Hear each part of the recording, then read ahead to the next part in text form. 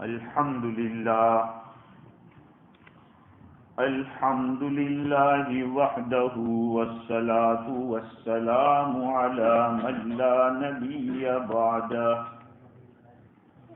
أما بعد فأعوذ بالله من الشيطان الرجيم بسم الله الرحمن الرحيم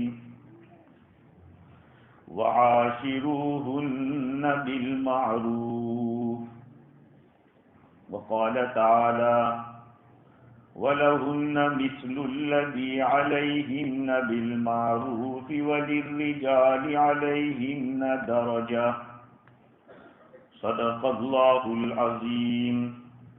وعن أبي أمامة رضي الله تعالى عنه عن النبي صلى الله عليه وسلم أنه كان يقول ما استفاد المؤمن بعد تقوى الله عز وجل خيرا له من زوجة صالحة إن أمرها أطاعته وإن نظر إليها سرته وَإِنْ أَقْسَمَ عَلَيْهَا أَبَرَّتْهُ وَإِنْ غَابَ عَنْهَا نَصَحَتْهُ فِي نَفْسِهَا وَمَالِهِ. رواہ ابن ماجہ. معزز و موقر علماء کرام، مفتیان نظام، بزرگوں، پیارے بھائیوں، خواتین، مائیں اور بہنیں اور میرے عزیز طلباء، جیسے کہ حافظ صاحب نے فرمایا کہ نکاح آلریڈی ہو چکا ہے. ظاہری بات ہے، نکاح ہو گیا تو اب تو اس کے فضائل کہنے کی ضرورت نہیں ہے. اب تو نکاح کے بعد کی زندگی ہی بتلانا ہے کہ کیسے کرنا ہے. جو حضرات دیوار کو ٹیک لگا کر بیٹھے ہیں، معذور نہ ہو تو ان کو چاہیے کہ دیوار چھوڑ دیں. یہ ناقدری ہے علم کی اور اللہ کے گھر کی بے ادبی ہے. اس لیے بغیر عذر کے ٹیک نہیں لگانا چاہیے، بغیر عذر کے کرسی پہ بیٹھنا بھی نہیں چاہیے. اللہ کا گھر ہے، یہاں تواضع اختیار کی جاتی ہے. میرے پیارے بھائیوں اور بہنوں، آپ لوگ جانتے ہیں کہ نکاح آدمی کیوں کرتا ہے. نکاح اس لیے کرتا ہے کہ سکون کی زندگی نصیب ہو. کیونکہ اللہ تعالیٰ نے قرآن پاک میں فرمایا خلق لکم من انفسکم ازواجا لتسکنوا الیہا. تو فیملی لائف اختیار اس لیے کی جاتی ہے کہ آدمی کو سکون ملے. یہ قرآن کہہ رہا ہے. تو ظاہری بات ہے کہ سکون کے لیے قرآن ہی سے سننا پڑے گا کہ سکون ملے گا کیسے. اور اس میں کوئی شک نہیں کہ دین پر چلو گے تو سکون ملے گا، چاہے آپ کی انڈیویجول لائف ہو یا فیملی لائف ہو. شریعت سے آدمی کبھی بھی بھاگ نہیں سکتا. ہاں، اس کو آنا تو یہیں پہ پڑے گا، کیونکہ سارے سکونوں کے جتنے بھی حالات یا جو کچھ بھی ہے اللہ کے قبضے میں ہے، اور اس کو ناراض کر کے ہم سکون حاصل کر لیں، یہ نہیں ہو سکتا. سکون کیسے حاصل ہوگا؟ ایک دوسرے کے حقوق کو سمجھنا پڑے گا. شریعت نے میاں کے ذمے کیا حقوق رکھے ہیں اور بیوی کے کیا حقوق، بیوی کے ذمے کیا حقوق ہے، ایک دوسرے کے حقوق سمجھیں. قرآن نے کہا وَلَهُنَّ مِثْلُ الَّذِي عَلَيْهِنَّ بِالْمَعْرُوفِ. عورتوں کے لیے اسی طرح کا حق ہے جیسے کہ ان کے خلاف، یعنی ان کے ذمے حق ہے. قرآن نے کہا وَعَاشِرُوهُنَّ بِالْمَعْرُوفِ، ان کے ساتھ زندگی گزارو بھلائی کے ساتھ. میرے بھائیو، جس کو نیک بیوی مل گئی دنیا میں جنت ملی، اور جس کو نیک بیوی نہیں ملی سمجھ لو یہ دنیا میں ہی جہنم ہے. بہت سارے لوگ عورتوں کی برائیاں بیان کرتے رہتے ہیں، لیکن یاد رکھو اللہ رب العزت نے ان عورتوں کے اندر جو کچھ بھی رکھا ہو، لیکن ایک سب سے بڑی برائی جو رکھی ہے وہ یہ ہے. حضرت داؤد علیہ السلام کے حوالے سے المستطرف میں لکھا ہے کہ حضرت داؤد علیہ السلام نے فرمایا کہ عورت کی سب سے بڑی برائی یہ ہے کہ وہ مرد کو اس کے بغیر چلتا نہیں. کیا کہا؟ کہ عورت کی سب سے بڑی برائی یہ ہے کہ مرد کو اس کے بغیر چلتا ہے. اب سمجھ لو کہ جب اس کے بغیر ہمیں چلتا نہیں ہے تو ہم اس کے ساتھ کیسے رہنا ہے, کس طرح کا معاملہ ہونا چاہیے. حضور اکرم صلی اللہ علیہ وسلم کا ارشاد ہے کہ ایمان والے کو تقوی کے بعد اگر کوئی سب سے بڑی دولت ملی ہے تو وہ نیک عورت ہے. نیک عورت کون ہے؟ ان امرہا اطاعتہ, شوہر اس کو حکم دے تو شوہر کا کہنا مانے. وَإِن نَظَرَ إِلَيْهَا سَرَّتْهُ, شوہر اس کی طرف دیکھے تو عورت اس کو خوش کر دے. وَإِنْ أَقْسَمَ عَلَيْهَا أَبَرَّتْهُ, شوہر اگر اس کے نام پہ کوئی قسم کھا لے تو اس قسم میں اس کو بری کر دے. وَإِنْ غَابَ عَنْهَا نَصَحَتْهُ فِي نَفْسِهَا وَمَالِهِ, اگر شوہر گھر چھوڑ کے کہیں گیا ہے تو عورت امانت داری کے ساتھ خیر خواہی کرے, شوہر کے مال کی بھی اور اپنی ذات کی بھی. یہ ہے نیک عورت کی نشانی. اچھی عورت اس کو کہتے ہیں. اور دوسری ایک حدیث, حضرت ابو ہریرہ رضی اللہ عنہ فرماتے رسول اللہ صلی اللہ علیہ وسلم نے ارشاد فرمایا اذا صلت المرأة خمسها وحسنت فرجها واطاعت بعلها دخلت من ای ابواب الجنة شاءت. ابن حبان کی روایت ہے, حضور نے فرمایا کہ جب عورت 5 ٹائم کی نماز پڑھ لے, اپنی شرمگاہ کی حفاظت کر لے اور اپنے شوہر کی فرما برداری کر لے تو جنت کے جس دروازے سے اس کو داخل ہونا ہو داخل ہو جائے. اب دیکھیے کتنا آسان سودا ہے. ظاہری بات ہے نکاح ہو جاتا ہے تو نکاح کے بعد تو اب اطاعت ہی ہے. عامتاً جو پرابلم جو ہوتے ہیں خصوصی طور پر ساس اور بہو کے ہوتے ہیں سب سے زیادہ. ایک صاحب انگلینڈ سے یہاں آئے ہوئے تھے تو مجھے کہنے لگے کہ ہمارے یہاں جب شادی کی بات آتی ہے تو پہلے پوچھتے کہ ڈسٹ بن ہے. ڈسٹ بن یعنی کچرا ڈالنے کی جو پیٹی ہوتی ہے نا اس کو ڈسٹ بن کہتے ہیں. تو میں نے پوچھا کہ ڈسٹ بن کا ساس کو کہتے ہیں کہ لڑکے کی اماں ہوگی تو پرابلم ہوں گے کہ نہیں, کہ ڈسٹ بن ہے پھر آگے بات ہوتی. یاد رکھو میرے بھائیوں, آپ بھی کسی کی بیٹی تھی, بعد میں کسی کی بہو بنی. یہ بھی کسی کی بیٹی ہے, آپ کی بہو ہے. اب آپ کو اختیار ہے کہ اب اس کو کس طرح سے آپ کو ٹیکل کرنا ہے, کس طرح سے رہنا ہے. باقی شریعت نے یہ بات ضرور بتائی. کوئی یہ کہتا ہو کہ بیلنس برابر ہے, بیلنس برابر نہیں رکھتا. ہو ہی نہیں سکتا بیلنس برابر. ماں اور بیوی میں بیلنس کیسے برابر ہوگا؟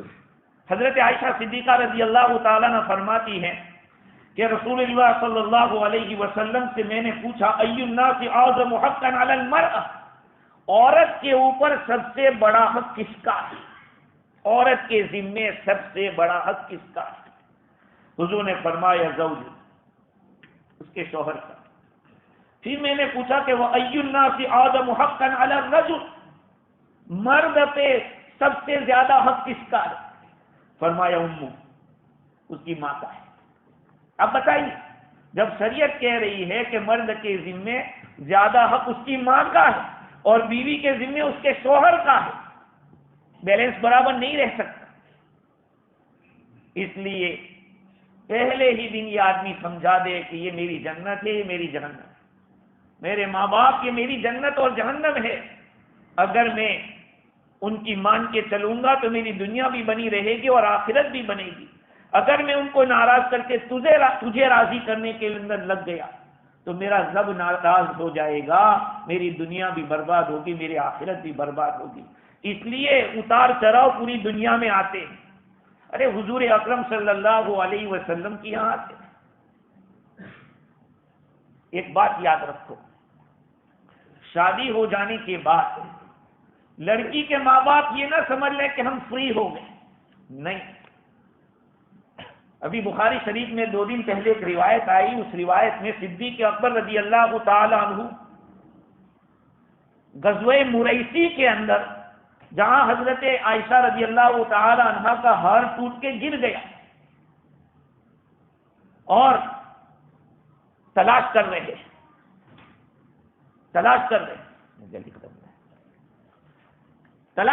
کہ بھئی کہاں ہے. تلاش کیا نہیں ملا. اب حضور اکرم صلی اللہ علیہ وسلم سب انتظار میں ہے کہ تلاش کرو. دیکھتے کیا ہے کہ لوگوں نے شکایت کی صدیق اکبر رضی اللہ عنہ سے کہ تم عائشہ نے یہ کیا کہ ہار کھو دیا اور پانی یہاں موجود ہے نہیں. لوگ پریشان ہیں, وضو کیسے کریں گے, نماز کیسے پڑھیں گے.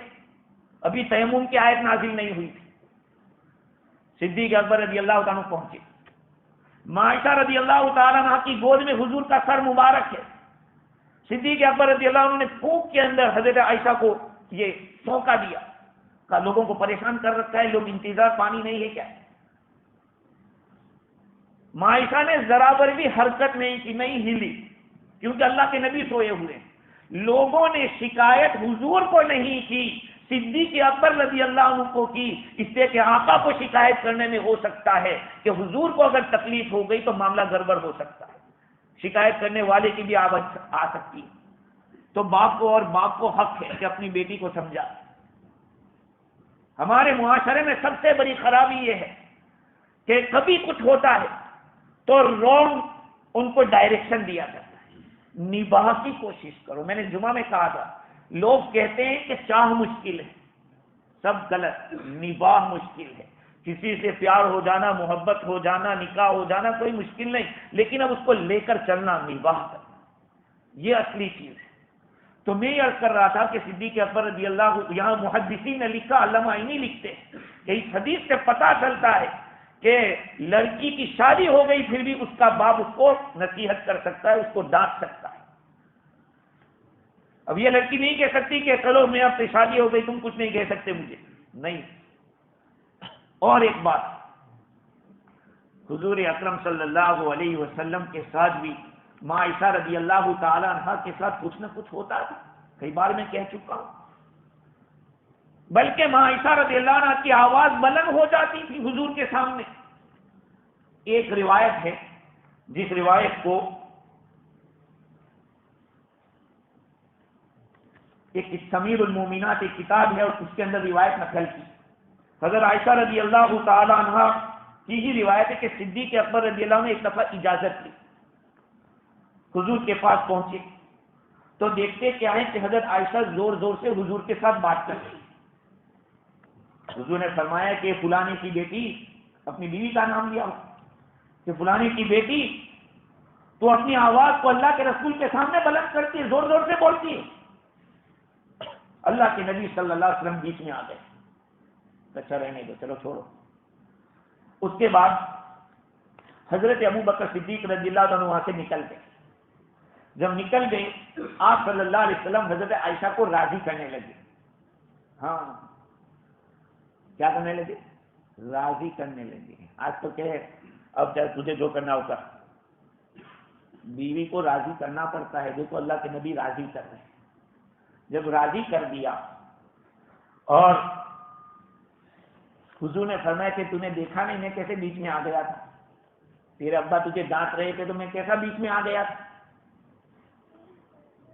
یہ بات کر رہی تھی. صدیق اکبر رضی اللہ تعالیٰ عنہ دوبارہ آئے اور دیکھا کہ یہ دونوں تو ہنس رہے ہیں, میاں بیوی ہنسی کی بات کر رہے ہو. صدیق اکبر رضی اللہ عنہ عرض کیا, اور اشریکانی فی سلمکما, تمہاری صلح میں مجھے بھی شامل کر دو. سلم کہتے صلح کو. کما اشرکتمانی فی حربکما, ارے جیسے تمہاری لڑائی میں شریک ہوا تھا اب مجھے تمہاری صلح میں بھی شریک کر. معلوم ہوا کہ میاں بیوی اگر ساتھ میں رہے اور کچھ نہ ہو, پہلے زمانے میں جب جماعتیں جاتی تھی تو جماعت دور سے واپس آتی تو نظام الدین کے اندر پوچھتے تھے کہ تم لوگ لڑے تھے کہ نہیں, تو کہتے کہ نہیں, تو کہا کہ تو ولیوں کی جماعت ہے کہ 40 دن رہے اور لڑے نہیں, کچھ تو ہوا ہوگا. بہت نیک لوگ, اس طرح کی بات ہوتی تھی.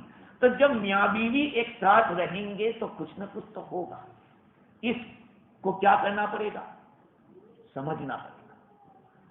یہاں پر ایک طرف ماں ہے، ایک طرف بیوی ہے. ہمارے حضرت الاستاد مولانا سید ابرار احمد صاحب نور اللہ مرقدہ فرماتے تھے کہ اللہ تعالیٰ نے 2 کان دیے ہیں 2 سائٹ میں، اور اس کے بیچ میں دماغ دیا ہے، ادھر سے بھی سنے ادھر سے بھی سنے اور پھر دماغ سے فیصلہ کرے. ایسا نہیں کہ ایک ہی طرف سے سنتا رہ جائے. ہاں اللہ تعالیٰ نے عقل دی ہے. ہاں اس کو اس طرح سے فیملی لائف میرے بھائیوں واقعتاً ایک وادی پر بہار بھی ہے، اور نہ سمجھیں تو وادی پر خار بھی ہے. وادی پر بہار کے معنی ایسی زندگی لطف اندوز آدمی کو ہوتا ہے، اس میں اللہ کے نبی کی ایک روایت کو اگر آدمی سمجھ لے تو اپنی زندگی کا رخ بدل جائے. حضور نے فرمایا کہ وہ ٹیڑھی پسلی سے بنی ہے، اگر تم ٹیڑھی کو سیدھی کرنے جاؤ گے تو توڑ دو گے، اس لیے وہ ٹیڑھی ہے تو ٹیڑھی رہتے ہوئے اس سے فائدہ اٹھا. ہاں تو فیملی لائف کو سمجھنے کے لیے سیرت النبی کو پڑھنا پڑے گا. آقا نے ایک نہیں 11 بیویاں، ایک ساتھ 9 بیویاں تھیں، ان کے ساتھ زندگی گزاری. اتنی ساری بیویوں کی کیا ضرورت تھی؟ ایک ہی کنواری عورت ہے، باقی سب شادی شدہ پہلے. یہ اس لیے تھا کہ حضور کی فیملی لائف ازدواجی زندگی امت کے سامنے آوے. اگر ایک ہی بیوی ہوتی تو سارے حالات نہیں آ سکتے تھے. اللہ کے نبی صلی اللہ علیہ وسلم نے ساری بیویوں کے ساتھ زندگی گزار کر دکھایا کہ کیسے زندگی گزاری جاتی ہے. اور بھی بہت ساری باتیں ہیں کہ عورت اگر آپ کی دیندار ہے تو آپ کو اس کی رعایت کرنی چاہیے، خصوصی رعایت ہونی چاہیے. شریعت نے رعایت کی ہے، لیکن آج ہمارے یہاں رعایت اس کی ہوتی ہے تو کچھ کما کے لاتی ہے. جیسے میں نے دوپہر میں کہا، پوچھا جاتا ہے کہ کیا ڈگری ہے تیرے پاس، تو کیا ڈگری لے کر آئی، کچھ کام کرے گی؟ کیا کام کرے گی؟ آدمی سوچتا ہے کہ میں نے جو مورگیج پہ لیا ہوا ہے اس کے ساتھ ہم دونوں مل کے اس کو ختم کریں مورگیج میں. ہاں یہی ہوتا ہے اور چیز میں دونوں کام کرتے ہیں بیل کی طرح. نبی اکرم صلی اللہ علیہ وسلم کی بیوی حضرت عمر فاروق رضی اللہ تعالیٰ عنہ کی صاحبزادی ہیں حضرت حفصہ رضی اللہ تعالیٰ عنہا. ایک مرتبہ حضور نے کچھ ناراض ہوئے ہوں گے تو کچھ جدائی کے الفاظ کہہ دیے. ایک دفعہ جبریل امین حضور اکرم صلی اللہ علیہ وسلم کی خدمت میں حاضر ہوتے ہیں اور کیا فرماتے ہیں، عرض کرتے ہیں. بلکہ روایت کے اوپر یہ بھی ہے کہ حضرت حفصہ رضی اللہ تعالیٰ عنہ کے ماموں حضرت قدامہ اور حضرت عثمان، یہ دونوں ابن مظعون ہیں، ابن مظعون، یہ دونوں پہنچتے ہیں حضرت حفصہ کے پاس. اللہ کے رسول صلی اللہ علیہ وسلم تشریف لاتے ہیں. کہا جبریل نے آ کے مجھے کہا کہ تم ان سے رجوع کر لو، فإنها صوامۃ قوامۃ، اس لیے کہ یہ حفصہ تو بڑی نماز پڑھنے والی، بہت روزے رکھنے والی اور راتوں کو عبادتیں کرنے والی ہے، اور یہ جنت میں تمہاری بیوی ہوگی. دیکھو شریعت رعایت کر رہی ہے، دیندار عورت. ہاں دیندار ہوتی ہے، آج قدر اس کی ہوتی ہے جو کچھ کما کے لاوے. آدمی یہ سوچتا ہے کہ یار بہت سپورٹ ہو رہا ہے اس کا. یاد رکھو آپ کی نگاہوں کی حفاظت ہو، آپ کو تقوی نصیب ہو رہا ہو، یہ عورت اچھی ہے. ہاں چاہے کڑوی تھوڑی تکلیف کے ساتھ زندگی گزر جائے گی لیکن آخرت بن جائے گی. آپ کے گھر میں تلاوت قرآن ہونی چاہیے، 5 وقت کی نماز ہونی چاہیے تو برکتیں ہوگی. اس کے دین کے بغیر برکت بھی نہیں ہے. آپ یہ سوچو کہ تعویذات گھر میں لٹکا دیں گے 10-15 تو برکتیں ہو جائے گی، کس سے برکتیں نہیں ہوتی. برکتیں دینداری سے، اللہ کے ذکر سے، تلاوت قرآن سے، نماز کی پابندی سے، اور اپنی اولاد کی صحیح تربیت کی تبھی ہو سکتی ہے جبکہ عورت کے پاس دین ہو. عورت کے پاس دین نہیں ہوگا تو بچوں میں کیسے ٹرانسفر ہوگا؟ اس لیے کہا اولاد کے اولاد بھی. شریعت نے دیکھو کتنی باریکی سے کام کیا ہے. شریعت نے کہا کہ اولاد کا سب سے پہلا حق ماں باپ پر یہ ہے کہ باپ ایسی بیوی لاوے جو دیندار ہو. ابھی تو بچہ پیدا نہیں ہوا ہے، بچے کے پیدا ہونے سے پہلے ہی یہ حق لکھ دیا ہے کہ دیندار بیوی ہوگی تو بچے کی صحیح تربیت ہوگی. خیر میں کوئی ایک بات عرض کر کے اپنی بات کو ختم کروں گا. وہ یہ ہے کہ عمر بن حجر کندی نے پیغام دیا اوف بن محکم شیبانی کو ان کی بیٹی ام ایاس کے ساتھ نکاح کا، انہوں نے اس کو قبول کر لیا۔ جس دن دونوں کی رخصتی ہو رہی تھی تو اس وقت اس لڑکی کی ماں آئی اور اس کو وصیت کی۔ ان وصیتوں میں سے 10 باتیں بتلائی تھی، مختصراً میں نقل کرتا ہوں۔ اس عورت نے اپنی بیٹی کو کہا کہ بیٹا تو اپنے گھر سے نکل رہی، جہاں تو پیدا ہوئی تھی اس گھر کو تو چھوڑ کے جا رہی ہے، اور اپنے اس آشیانے کو چھوڑ کر جا رہی ہے ایسے آدمی کے پاس جس کو تو پہچانتی نہیں، اور ایسے ساتھی کے ساتھ جس سے تو مانوس نہیں ہے۔ لہذا ایک کام کرنا، تو اس مرد کی باندی بن جانا تاکہ وہ تیرا غلام ہو جائے۔ ہاں، آدمی جب قربانی دیتا ہے نا تو پھر سامنے والے کو احساس ہوتا ہے کہ میری بیوی میرے لیے اتنا کر رہی ہے، لیکن قربانی نہ ہو تو پھر اس کو احساس بھی نہیں ہوتا۔ تو کہا تو اس کی باندی ہو جانا، وہ تیرا غلام بن جائے گا، اور 10 باتیں یاد رکھنا، وہ تیرے لیے ذخیرہ ہوگا۔ نمبر 1، قناعت پہ راضی رہنا۔ قناعت پہ راضی رہنا، قناعت پہ راضی نہیں، جو ملے اس پہ راضی۔ ہر دفعہ تقاضا نہیں کہ فلاں کے گھر گئے تو اتنا بڑا ٹی وی تھا کہ جس میں 2-4 آدمی گھس سکتے ہیں، اتنا بڑا ٹی وی تھا۔ تو کہا اپنے گھر پہ بھی ہونا چاہیے۔ کہا کہ بھائی جو ہے یہی ہے میری تو طلب، اس سے آگے مجھ سے نہیں ہوگا۔ اب عورت تقاضے پہ تقاضا تو بیچارہ جائے گا بینک سے سودی کاروبار کرے گا، نہیں تو ادھر کی حرام کی کمائی لائے گا۔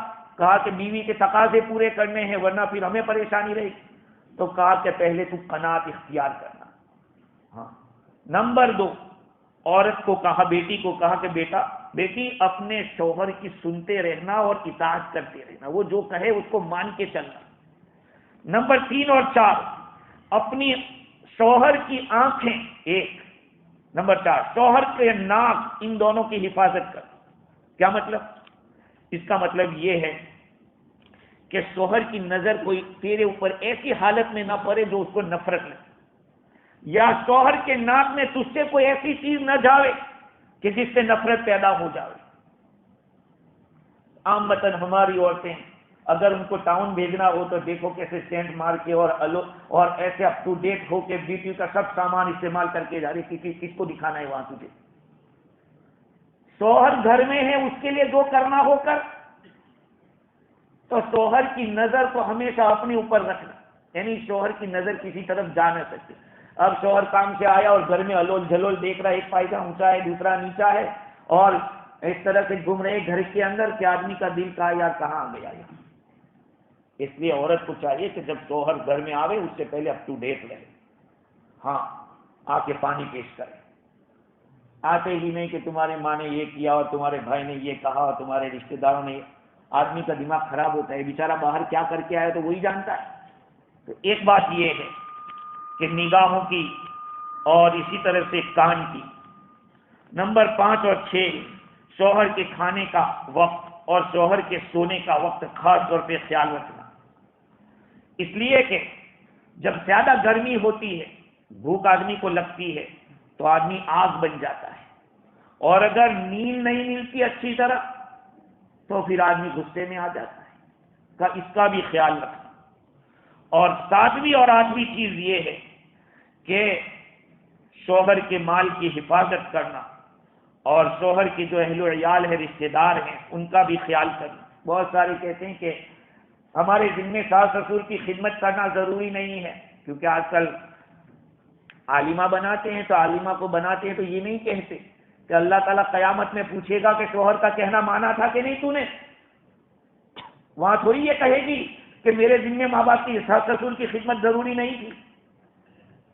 عالمہ ہوگی تو یہ جواب دے گی کہ میرے ذمہ ضروری نہیں، لیکن یاد رکھے اللہ قیامت میں پوچھے گا کہ شوہر کی اطاعت تیرے اوپر فرض تھی، تو نے کیا کی تھی شوہر کی اطاعت، یہ ضروری ہے۔ اور 9ویں اور 10ویں یہ ہے کہ تو شوہر کے اندر کسی بھی بات میں اس کی نافرمانی مت کر، اور 10ویں بات یہ ہے کہ اس کے راز کو فاش مت کر۔ اس لیے میں آپ کو کہتا ہوں جب تک معاملہ میاں بیوی کے بیچ میں رہتا ہے بہت اچھا، جب باہر جاتا ہے معاملہ یہ اپنوں کو کہتی ہے، یہ اپنوں کو کہتا ہے، اس میں مرچ مسالہ لگا کے 2 کی 4 ہو جاتی ہے بات، اور بات بگڑتی ہے۔ اس لیے میاں بیوی کو ایک دوسرے کو پہچاننا ضروری ہے کہ اس کو سمجھے کہ میں نے آج صبح میں کتاب میں پڑھا کہ ایک عورت نے اپنے شوہر کو پہلے ہی دن کہہ دیا کہ تو مجھے بتا دے تجھے کیا پسند ہے، تجھے کیا ناپسند ہے، تاکہ جو پسند ہے وہ میں کروں گی، ناپسند ہے وہ میں نہیں کروں گی۔ اور شوہر نے بھی پوچھ لیا اس سے، تب گاڑیاں چلتی ہیں۔ ایک دوسرے کی پسندیدہ چیزوں کو اختیار کرو، ہاں ناپسندیدہ چیزوں سے ایوائڈ کرو۔ تو 9ویں چیز یہ ہے کہ شوہر کی کسی بات میں نافرمانی مت کرنا اور اس کے راز کو فاش مت کرنا، اس لیے کہ اگر تو نے اس کے حکم کی نافرمانی کی تو اس کے دل میں کینہ پیدا ہو جائے گا، اور اگر تو نے اس کے راز کو فاش کر دیا تو یاد رکھنا وہ کبھی بھی تمہیں دھوکہ دے سکتا ہے یا اس سے تمہیں نقصان ہو سکتا ہے۔ اور کہا یہ آخری بات کہ تو یاد رکھنا جب شوہر غمگین ہو تو اس کے سامنے خوش مت ہونا، اور جب وہ پریشان ہو اس وقت اپنی خوشی کا اظہار مت کرنا، بلکہ جب وہ خوش ہو تو اس وقت پریشانی کا اظہار مت کرنا۔ بھئی خوشی کے وقت میں شامل ہونا، اس کی خوشی میں، اس کی غمی میں شامل ہونا۔ یہ ماں نے اپنی بیٹی کو وصیت کی، اس کے بعد اس سے جو لڑکا پیدا ہوا حارث بن عمرو پیدا ہوا۔ تو یہ جب باتیں ہمارے گھروں میں ہوگی، ان باتوں کو جب سامنے رکھیں گے تو انشاءاللہ زندگی ایک گلزار بنے گا اور یوں کہو کہ باغ و بہار رہے۔ اگر ان باتوں کو آدمی چھوڑ دے یا عورت چھوڑ دے تو پھر زندگی اجیرن بن جاتی ہے، دونوں ایک دوسرے کے فالٹ تلاش میں رہتے ہیں، فالٹ کی تلاش کرنے میں۔ اس لیے کہتے ہیں درگزر کا معاملہ اور کمپرومائز کا معاملہ یہ سامنے رکھنا چاہیے۔ ہر بات کے اندر اپوز، جیسے اپوزیشن بیٹھا ہو، کوئی پولیٹکس کی کوئی پارٹیاں بیٹھی ہوئی ہو، ایک طرف عورت ہے ایک طرف مرد ہے۔ میرے بھائیوں واقعتاً میں آپ کو بتاؤں دنیا بہت پریشان ہے، اور اس کی پریشانی کی وجہ یہ ہے کہ ان کو سولوشن معلوم ہے، حالانکہ سولوشن دین میں رکھا ہوا ہے۔ حضور کی سیرت کو پڑھو، صحابہ کی سیرت کو پڑھو، کتابیں ہیں اور انگلش میں بھی کتابیں پڑھو تاکہ پتہ چلے۔ لیکن ہمارے پاس تو ٹائم کہاں ہے، ہمیں ٹیلی ویژن سے فرصت نہیں، موبائل سے فرصت نہیں ہے، اور چیٹنگ سے فرصت نہیں ہے۔ اللہ تعالی ہم سب کی حفاظت فرماوے، اور جو نکاح ہوا ہے اللہ تعالیٰ اس کو بے انتہا قبول فرماوے، اور جن مقاصد کے لیے نکاح کیا جاتا ہے ان مقاصد میں ان کو مکمل کامیابی عطا فرماوے، اور نکاح کو نیک اور صالح اولاد کے حاصل ہونے کا ذریعہ بناوے۔ این دعا من و جملہ جہاں آمین بعد، وآخر دعوانا الحمدللہ۔